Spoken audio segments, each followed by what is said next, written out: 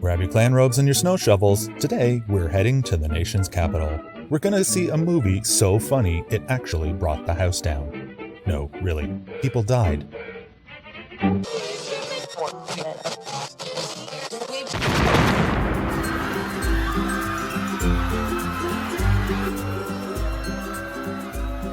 Hello and welcome to Doomsday, history's most dangerous podcast.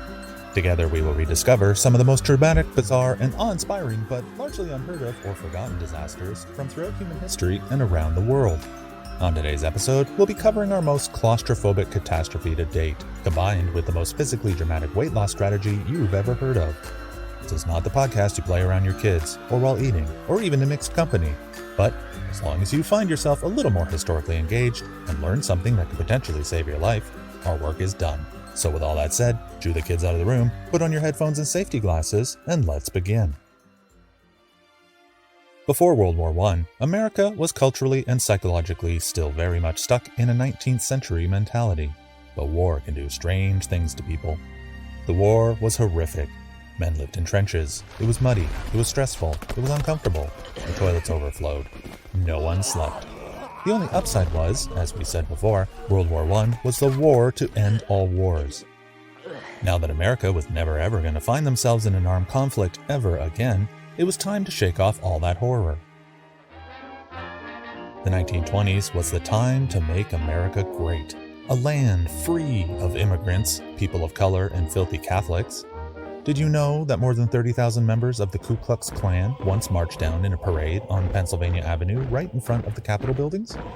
That's right, folks. You might find this hard to believe, but some in America envision their country as a utopia for white supremacists, religious fundamentalists, and closed-door policies. Of course, that was 100 years ago, and America was a much different place back then. We're visiting right in that sweet spot between the Great War and the Great Depression. It was a time filled with jazz hands and raccoon coats and bootleggers with bathtubs full of DIY booze. It was also a time of discovery. The boundaries of space and time were explored. Aviation let men fly. Women went to work. Villagers became urbanites. Painters became snobs. In the decade before, less than 15% of American households had electricity, but by the mid-20s it was closer to 2/3. This meant things like vacuums, refrigerators, and washing machines were becoming staples in middle-class homes. Time-saving appliances gave many Americans something they'd never even heard of before: leisure time. Back then, the magic of radio made it possible to fill your home with the sounds of anything from polite jazz, to hillbilly jams, to live play-by-play of the World Series. But of all the technological wonders of the age, the one thing that truly blew people's minds was the moving picture show. Imagine how you would feel the first time a steaming plate of food appears, assembled by nanites right out of thin air before your eyes. Yeah. That is the kind of slack-jawed fascination people felt seeing larger-than-life images on the big screen for the first time. How popular were movies? About 50 million people lined up to take in a double feature for a quarter every week. That was about half the population of the country. Towns like Hollywood and Los Angeles were just sleepy little hamlets before movie makers discovered the sweet, predictable West Coast weather. By the end of the decade, there were over 20 different studios pumping out 800 movies a year. It was the greatest output of films in U.S. history. Let's meet the reluctant star of today's story. Henry Crandall was born from nothing, with barely 2 pennies to rub together. Crandall had been a 4th grade dropout who started as a grocery clerk side hustling as a telegram delivery boy. His plan was to go from bleak to entrepreneurial chic by investing his hard-earned life savings of $20 on a team of livery horses. Livery horses were basically horse Uber before any of that was a thing. Sadly for him though, cars were also a thing in the 20s. Not great cars, but cars all the same. When you're thinking of something that goes you're thinking of a Model T Ford, the most popular car in America. The joke was, you could have it in any color you like, as long as you like black. Anywho, cars were the sword through the neck of Crandall's horse business, and that put him in a funk. So one night he wandered into a silent movie theater, soaked in financial worry and dead horse blood, to distract himself from his woes, and became immediately and irretrievably addicted. Lavish theaters capable of seating thousands sprung up in major cities across the country. In 1907, he opened the Casino Theater at 4th and East Capitol Streets. It was adorable. It sat just 80 people and charged a nickel to watch a 10-minute long silent film. If Jonathan Minute Maid had run a childhood lemonade stand before becoming a giant of industry, the casino was Crandall's childhood lemonade stand, and it was profitable enough to sell. If the livery horses had worked out, this is where Crandall would have doubled down and loaded up on more horses. But instead, he used the money to open La Grande Air Park in 1910 and the Joy Theatre in 1913. He wanted a chain of theaters spread to every corner of the city, so he hungry hippoed his way through town. He bought up and refurbished a handful of existing movie houses. But Crandall knew his empire needed a crown jewel, so he sat down and began sketching out a fantasy theater, something akin to Homer's car design with the bubble roofs and multiple horns. But with the help of a young up-and-coming architect named Reginald Wycliffe Gear, they created something more plausible and exotic. Gear already had a few theaters in his portfolio, and he was happy for the work. Crandall liked him right away, and in time they would wind up working on several buildings together. What they came up with was a palatial and stylish 1,700-seat, 3-story movie house. They would call it the Knickerbocker Theatre. It was red brick with limestone lintels, and it had trim in the neoclassical Georgian Revival style. The interior had box seats and a balcony that mimicked the elegance of an opera house. It was lavish and ornate. You know how lavish and ornate the nicer decks of the Titanic looked? Think of that for reference. Schmancy. When Crandall and Gear sat down to design the place, they had to do a lot of math and paper rock scissoring. If they were going to have a marble floor here, they'd have to remove some decoration from over there. If you're going to have golden doorknobs, the toilets will have to be made of brass. That kind of stuff. They didn't get to have a fountain in the lobby, but they would be able to put crystal panes of glass in the doors. In order to stay on budget, Gear suggested a flat roof. His pitch was simple. It was cheaper. He argued that pitched or vaulted roofs wouldn't have appealed to the aesthetic design of the building. They're also harder to maintain, so it was a no-brainer. Many buildings in the metro area had flat roofs. Of course, this roof would have been quite a bit bigger than some office or townhome, and it would be heavy, but support pillars were out of the question. After all, no one likes having a pillar up in their grill wrecking their view. When's the last time you went to a theater with pillars? It was designed to make use of strong steel girders embedded deep into the walls to support the roof.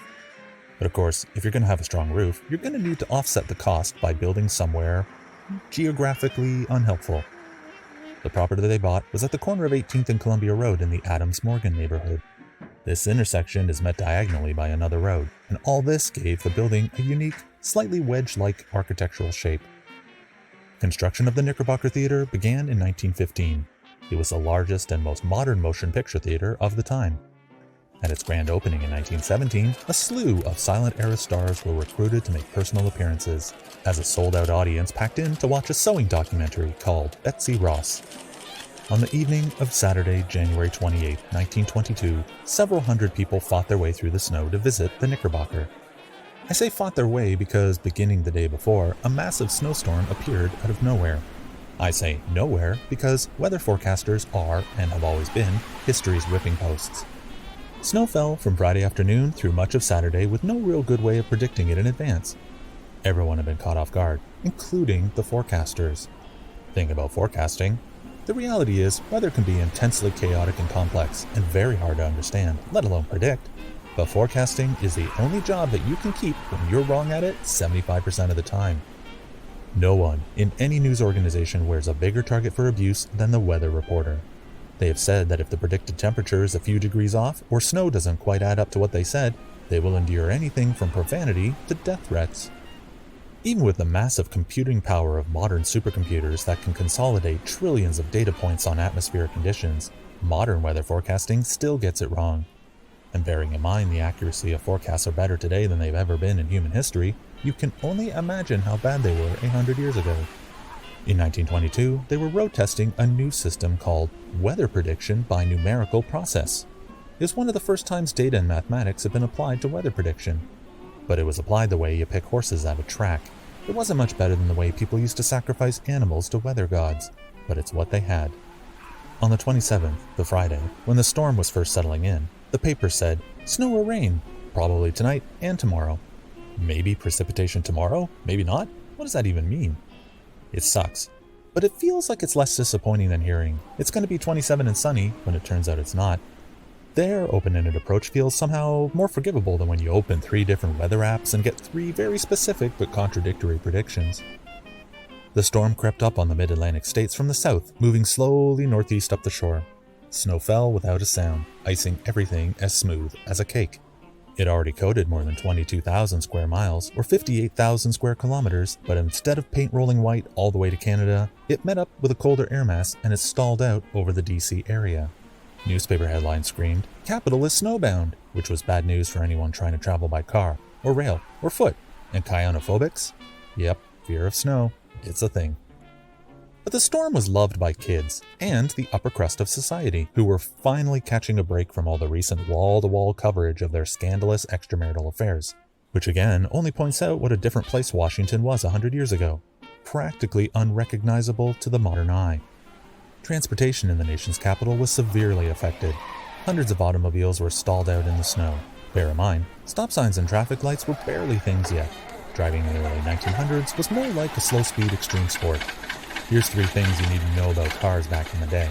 When automobiles gained traction back in the early 1900s, many called them devil wagons.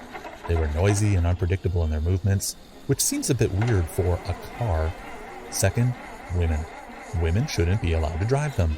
Women were said to be physically weak fainting machines that occasionally fell into bouts of hysteria. How could they control a car when they can just barely control themselves? And third, when a car flipped or rolled over onto its back, they used to call that turning turtle. Snow began around noon on the 27th, and about 28 inches had fallen by the next morning.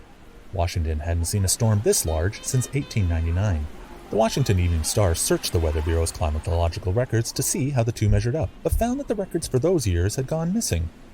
This was the state of meteorology that someone could borrow a book without signing the sign-out sheet, and the history of weather in the entire region became as inaccessible as the Library of Alexandria.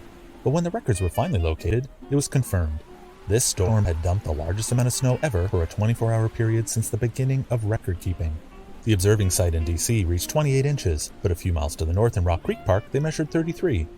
Snowdrifts kind of work the same as sand dunes. Wind pushes snow around until it finds something stationary, like a building or a car, to pile up around. The taller the pile, the heavier it becomes as the density increases and the snow packs under its own weight.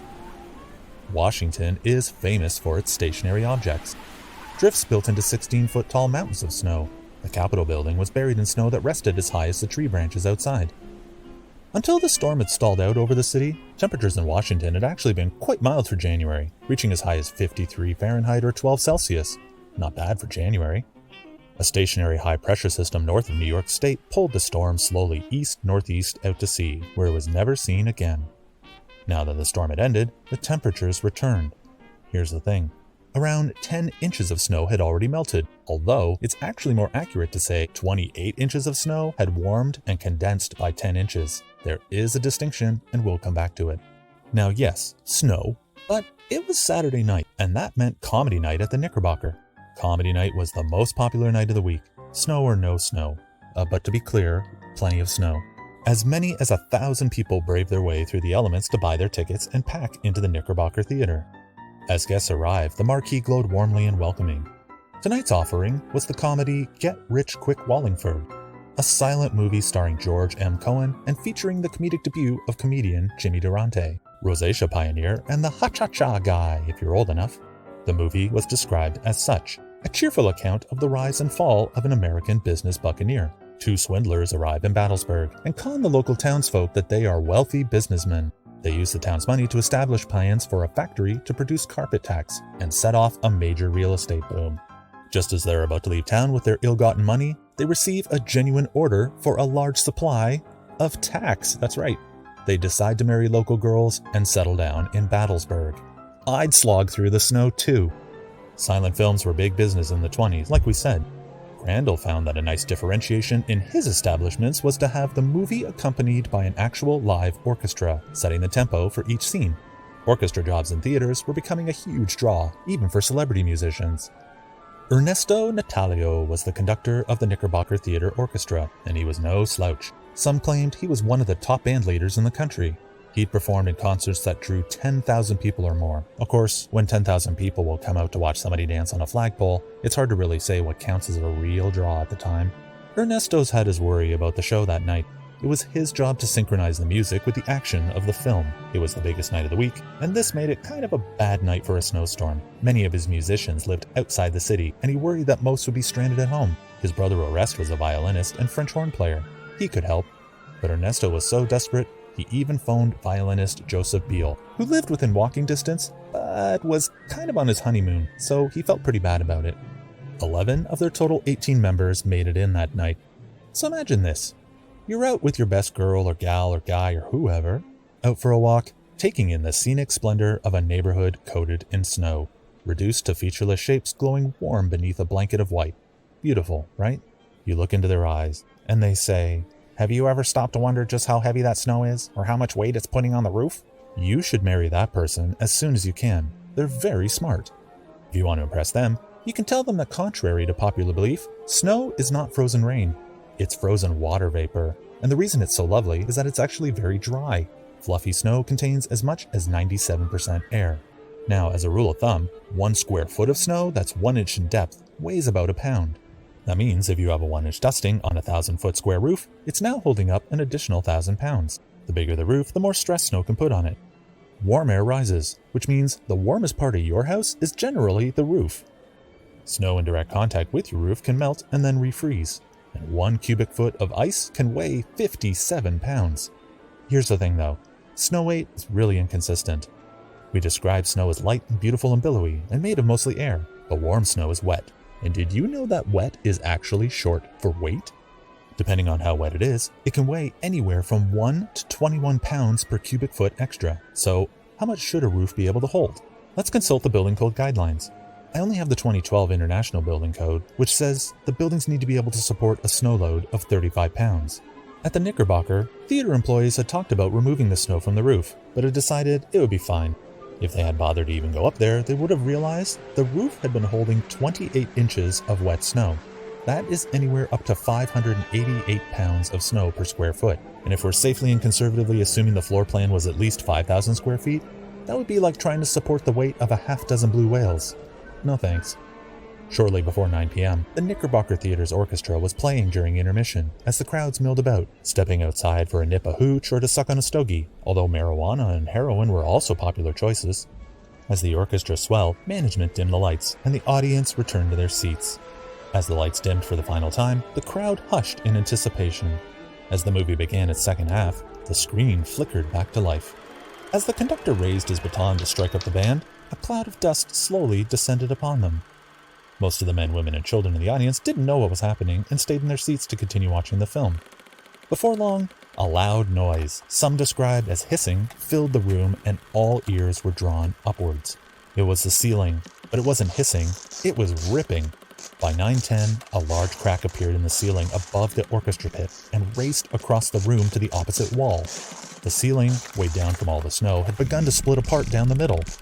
William Morris, who'd been sitting in the 8th row, acted automatically. He'd spent 40 years mining coal in West Virginia, and that had taught him fear. He was programmed to notice sounds of anything breaking from above and react instinctively, which he did, jumping to his feet and immediately running for the aisle. As bits of plaster began to fall, people who noticed the ceiling began diving under their seats or running for the door. But within seconds, the weight of the record snowfall would prove too much for the ceiling beams. With a sudden, jolting crack, the entire ornately decorated roof separated from the walls and fell freely into the space below as one large, flat surface. Men and women screamed and tried to jump from their seats, but most were caught short. Thousands of tons of concrete, steel, and snow came crashing down on the moviegoers. The entire cement balcony section, its seats, the people in those seats, and a portion of the wall were also brought down directly onto the audience below, burying or injuring hundreds. You know how you drop something flat on the ground and you see all the surrounding dust and whatnot blow out of the way as the air compresses and escapes? The ceiling displaced so much air that it created a wind powerful enough to blow out the windows and doors to the theater. William Morris was among those blown out the door, across the lobby, and all the way out onto the sidewalk. Others were blown out windows. As the sound of crashing timbers and girders died away, a silence fell over the scene. Just try to imagine fresh snow illuminated by the projector light, pouring in from the sky above as those lucky enough to have not been buried or killed scrambled over masses of twisted steel, splintered timber, masonry, and fellow moviegoers looking for any way they could to escape. Now add back the screams and moans of the injured, and you have the kind of chaotic scene that wouldn't become popular in movies until the 1970s. From the street, with the exception of those pulling themselves out of the snowbanks after being blown from the theater, everything appeared completely normal. The marquee stayed lit, advertising get-rich-quick Wallingford. But inside, the building had become completely al fresco, open to the elements from above.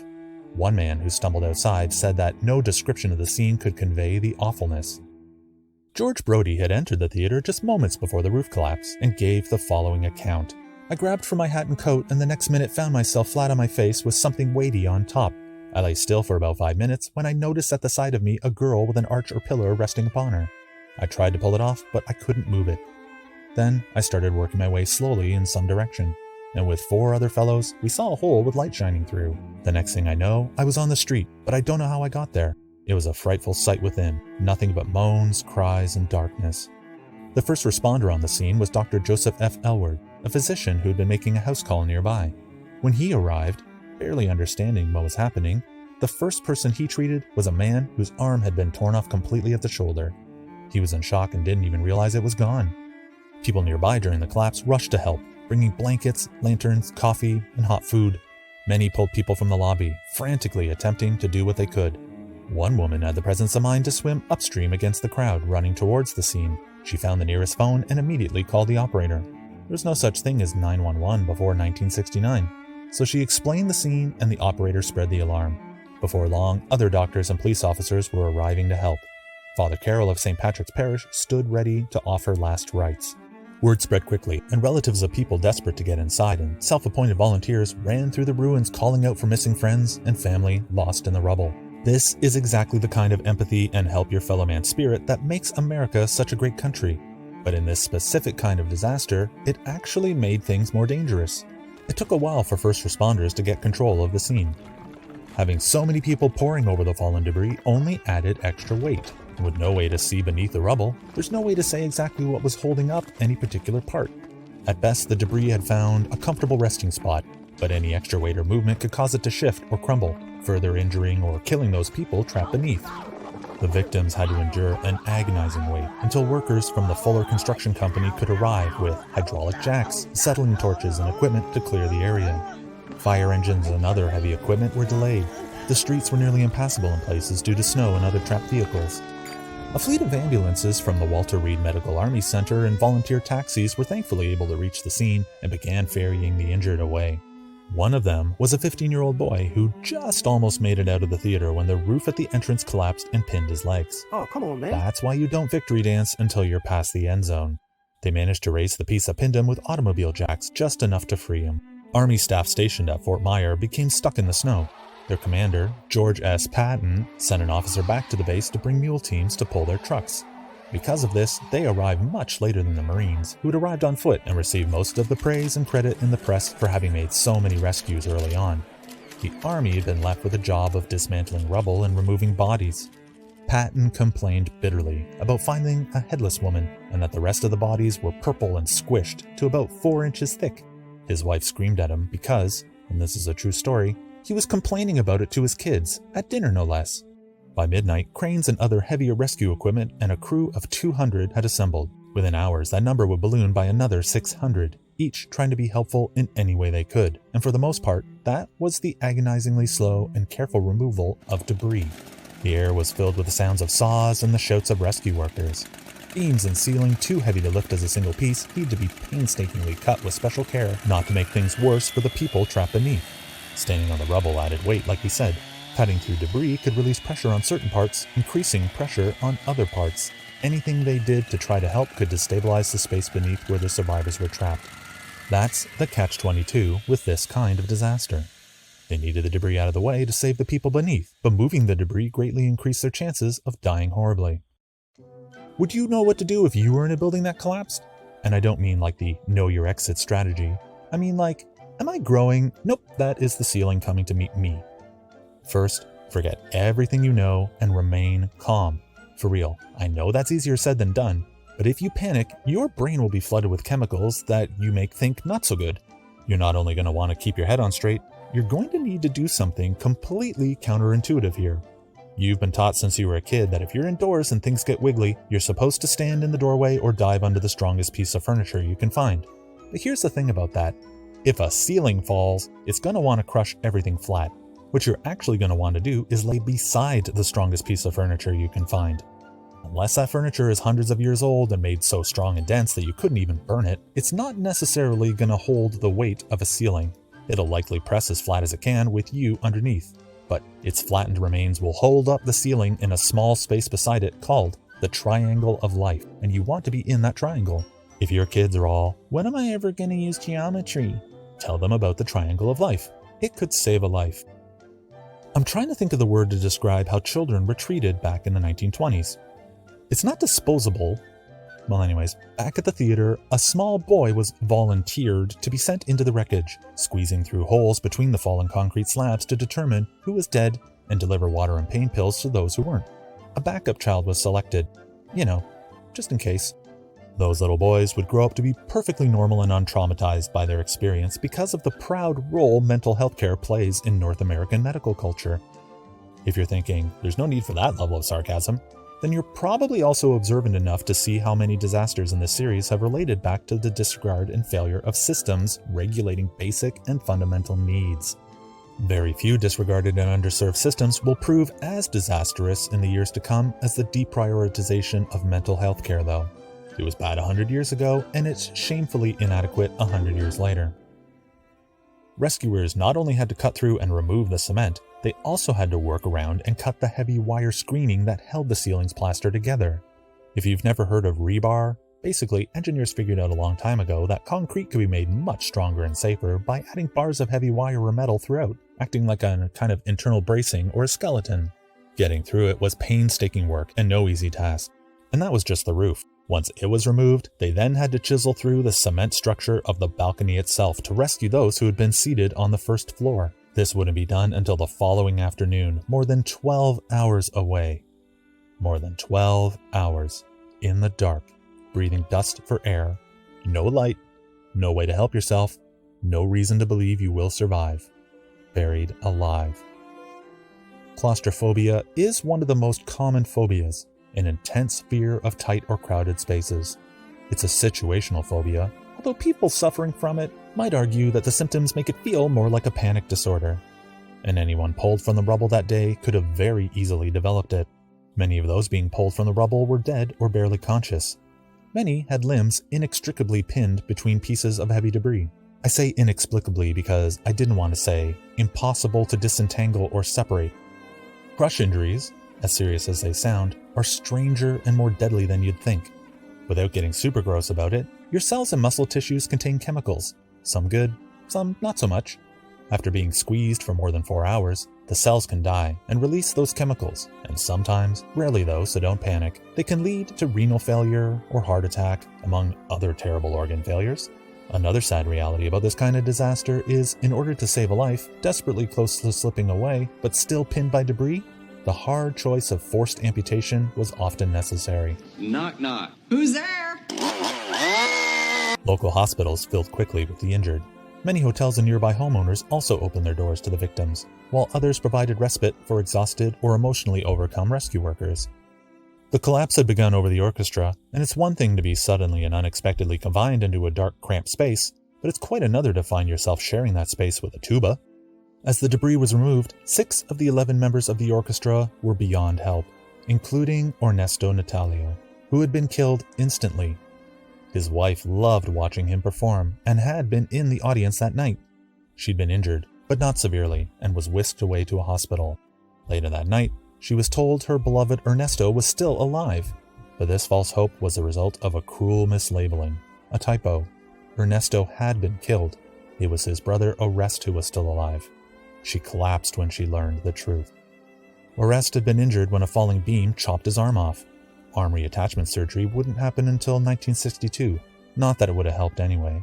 His arm was still at the theater, buried in the orchestra pit, waiting to be discovered like a spooky Halloween prop. Orest was in shock and had no idea what had happened. He begged the doctors not to remove his arm until they drugged him unconscious. He wouldn't learn about his brother or his arm until the next day. Joseph Beal, that poor violinist who left his newlywed wife of 4 days, He'd been worried about getting killed by his wife, but instead he was killed by the ceiling. A veteran reporter working in Europe during World War I said the twisted steel, broken timbers, and cracked cement was as grim as any ruin in the war-swept areas of France or Belgium. Among the saddest stories that day was of a young boy who'd been brought to a temporary morgue to identify the bodies of both his parents and his 2 sisters. In all, 98 moviegoers were killed, including former Pennsylvania Congressman Andrew Jackson Barchfield, and 133 more were injured. The city government ordered the immediate closure of all theaters in the city to prevent loss of life from any further collapses. They then, along with both houses of Congress, the city coroner, and the courts, conducted investigations into the cause or causes of the collapse. So what happened? Once it was revealed that investigators had interviewed multiple witnesses who overheard the theater employees talking about whether or not to remove snow from the theater roof, they were squarely in the public's crosshairs. The investigating committees came up with and explored dozens of theories, mostly around whether it was the design of the roof, the heaviness of the snow, or the criminally negligent theater workers to blame. A coroner's jury called the architect Gear to testify about potential errors in his design. The design was fine, he argued. His assumption was that the collapse had been caused by a flaw in the ceiling beams. The Union Ironworks who had fabricated the beams said they were fine, and argued that the collapse had been caused by some kind of defect in the walls. They were pointing fingers and splitting hairs, but they were both kind of right. The design called for steel supporting beams to run the width of the theater and rest 8 inches into the walls on either side. Thing is, back in 1917, steel was in short supply because of the war effort. Some of the trusses were substituted for non-steel plate girders and heavy beams. You might be thinking, can you just swap out parts like that, like you're freeballing some Lego creation? The substitution had been approved by the city's building department, so apparently. But would these extra parts they found be as strong as the steel beams? Who knows? No one had analyzed the new metal to verify its strength. Not the architect, not the structural engineer, not the steel fabricator. And why not? Because in business, if there's a corner to be cut to save budget and create margin for profit, it is going to happen. The structural engineer, M.S. Rich, didn't even know there had been a change. Why not? Because his fee had been negotiated by Crandall and did not include any extra kicks at the can, so he'd been kept out of the loop. And he was the structural engineer. The architect, the city's building inspector, the steel fabricator, the construction foreman, and the mason who worked on the bearing walls were all painted as mustache-twirling jackals in the press, and all were called before the courts. But at trial, they were all found not guilty. So, no one was guilty? Reflecting on the verdicts, modern architects had a few thoughts on the case. The prosecutor did not do a great job of laying out a clear and concise explanation about the engineering methods used to analyze trusses or to show why trusses failed to the jury. They didn't even bring a model of the building to help illustrate what happened. The jury came away feeling that none of the men charged had enough knowledge of what went down to warrant jail time. Like the whole thing was just one big whoopsie-daisy. They did, however, point out that it seemed pretty obvious that if there was guilt to be handed out, the general contractor was the most likely culprit. And even though the prosecutor had cast a pretty wide net, for reasons unknown, the general contractor was never brought up on charges and never sat in court. So what actually led to the disaster? Believe it or not, this. The Knickerbocker Theater had an odd construction with Columbia Road forcing a wedge-like shape to the building. During the heat of summer in DC, the steel beams in the roof expanded, and as they did, they pushed the Columbia Road wall away from the stage wall, like a sideways car jack. The wall was pushed outward at the top, but not at the bottom where the wall was connected to the theater's foundation. During the winter, the roof steel beams contracted to their original position, but the wall remained where it had been pushed. It stayed in place while the roof beams slid back inwards. Over the course of 5 summers and winters, the Columbia Road wall had been pushed out to the point that many of the roof beams only had 2 inches of load-bearing wall still beneath them. The theater's Columbia Road wall was no longer connected to the front stage wall. The 2 walls simply rested against one another like a kind of house of cards, and the few inches of connection were nowhere near enough to hold the added weight of the record snowfall. As the intermission ended, the guests returned to their seats and the conductor struck up the band. As the roof began to tear, the steel trusses failed and slipped from their bearings. An architectural report later stated that there were so many points of weakness and faulty details of design, such as overstressed members of trusses, beams, columns, and so many poor connections, that they all contributed to the final collapse. Crandall and Gear faced a flood of negligence lawsuits in the years to come, but in the court's wisdom, finding no fault, none of the injured families or deceased would receive a single penny for their losses. Case closed. We remarked earlier on the resilience of Crandall's spirit, but sometimes that can be a bad thing. Only 1 year after the collapse, Crandall built a new theater in the same spot. He hired architect Thomas Lamb to refashion the remaining shell of the Knickerbocker into the new Ambassador Theater, which opened in 1923. You could call the decision to rebuild to be in poor taste. That's all, I'm not arguing with you. The Ambassador stayed in business for decades. By the late 1960s, it had become a hub for psychedelic counterculture types. Jimi Hendrix played his first Washington gig there. By the end of the decade, it would be sold and demolished as part of an urban renewal project. Some sources claim long-lived residents with good memory applauded that day. Good riddance to bad memories, but then an ugly nondescript brick bank popped up in its place, which most people considered to be a different kind of architectural tragedy. After the disaster, the theater's architect, Reginald Gere's career was as dead as Ernesto Natalia.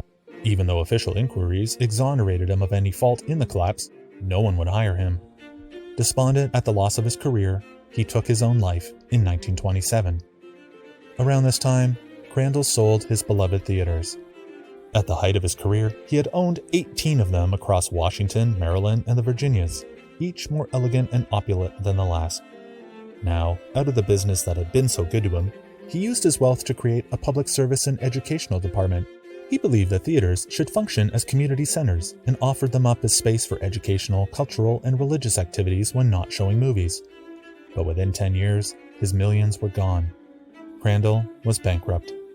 Alone in his one-room apartment, he sat to write a note. To whom it may concern, it is now 2:45 a.m. and I am turning on the gas. To be clear, turning on the gas wasn't some kind of 20s slang for getting juiced on bootleg liquor. It had been 10 years since Gere's suicide and the sale of his beloved theaters. He ended his note with a petition to the press. Please, don't be too hard on me, boys. Not for my sake, but for those I am leaving behind. I am despondent, and I miss my theater so much. The former multimillionaire's worldly possessions consisted of a $500 diamond ring, a $50 watch, a few pieces of furniture, his clothes, and some worthless stocks. The Knickerbocker Theater disaster was one of the greatest single-event losses of life in DC history. It held the record for the largest loss of life in the United States due to a building structural failure until the 1981 Hyatt Regency Hotel Skywalk collapse in Kansas, Missouri, almost 60 years later. The total accumulation from the storm set a 24-hour snowfall record for Washington, D.C. that still stands today. But it was the terrible memory of the disaster that led to it becoming known as the Knickerbocker Storm of 1922.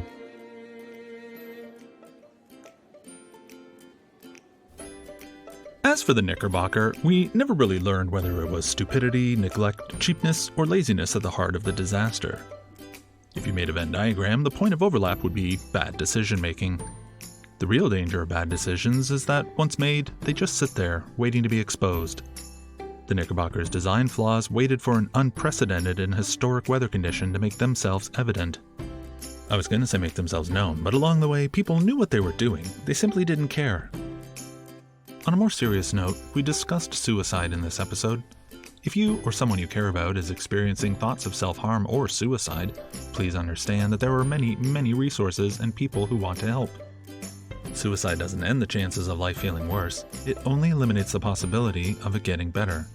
Help is only a Google search away, or you can call the National Suicide Prevention Hotline at 1-800-273-TALK. You can find us on Twitter, Instagram, and Facebook as Doomsday Podcast, or fire us an email to doomsdaypod@gmail.com. Older episodes could be found wherever you found this one, and while you're there, please leave us a review, and tell your friends. And tell your friends that a 5-star review helps like-minded history buffs discover the show. If you want to support the production of the show, you can find us at patreon.com/funeralkazoo. If you're after cool episode-specific swag, you're welcome to visit evilreindeershop.com. But if you can spare the money and had to choose, we ask you to consider making a donation to Global Medic. Global Medic is a rapid response agency of Canadian volunteers offering assistance around the world to aid in the aftermath of disasters and crises. They are often the first and sometimes only team to get critical interventions to people in life-threatening situations. And to date, they have helped 3.6 million people across 75 different countries. You can learn more and donate at globalmedic.ca. On the next episode, Say your prayers, bring a warm change of clothes, and remember that the goddess likes sweets. It's the Mandra Devi Temple Apocalypse of 2005. We'll talk soon, safety goggles off, and thanks for listening.